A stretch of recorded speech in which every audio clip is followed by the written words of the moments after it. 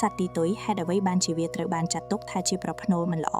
នៅក្នុងកុលសម្ព័ន្ធជនជាតិដើមភាគតិចអាមេរិកមួយចំនួនសត្វទីទុយត្រូវបានគេជឿថាជានិមិត្តរូបនៃអាថ៌កំបាំងនិងពិភពវិញ្ញាណដោយសារហេតុនេះសត្វទីទុយត្រូវបានផ្សារភ្ជាប់ជាមួយវិញ្ញាណអាក្រក់ឬអំណាចអាថ៌កំបាំងនៅក្នុងរឿងព្រេងរបស់កុលសម្ព័ន្ធខ្លះៗ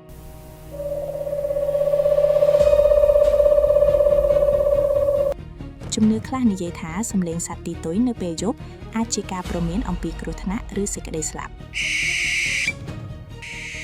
សម្រាប់ពលរដ្ឋខ្មែរជឿថាខ្លែងស្រៈយំគឺចង្រៃហេតុផលរំជួលចិត្ត3យ៉ាងទើបខ្លែងស្រៈយំតែពលរដ្ឋខ្មែរជឿថាចង្រៃជេរប្រតិចផ្ដាសាទៅវិញ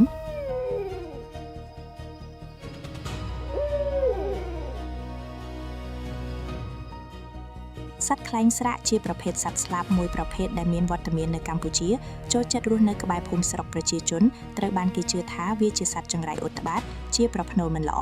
ដូចជានាំឲ្យមានមនុស្សស្លាប់នៅក្នុងភូមិមូលហេតុនេះព្រោះខ្លែងស្រៈចូលចិត្តបញ្ចេញសំឡេងស្របពេលដែលមានមនុស្សឈឺធ្ងន់ដូច្នេះហើយពេលដែលលើខ្លែងស្រៈយំម្ដងចាស់ក្នុងភូមិតែងនាំគ្នាជេរប្រតិចដាក់ទំនាយវាយប៉ោតវាយឆ្នាំងឲ្យវាហើរចេញឬសម្លាប់ចោលតែម្ដង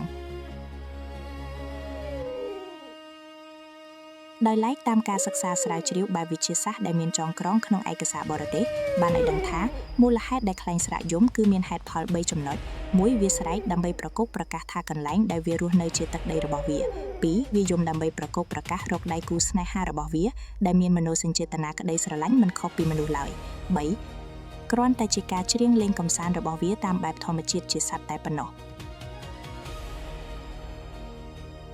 ដូច្នេះការយល់ឃើញអំពីសត្វទីទុយគឺអាស្រ័យលើប្រវត្តិវប្បធម៌និងជំនឿរបស់សហគមន៍នីមួយៗហើយមិនមែនជាការពិតដែលមានភស្តុតាងវិទ្យាសាស្ត្របញ្ជាក់នោះទេ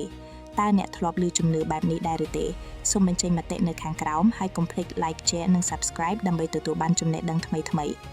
ជាពិសេសក្រុមពពួកសត្វត្រូវបានគេចាត់ទុកថាជានិមិត្តរូបនៃសេចក្តីស្លាប់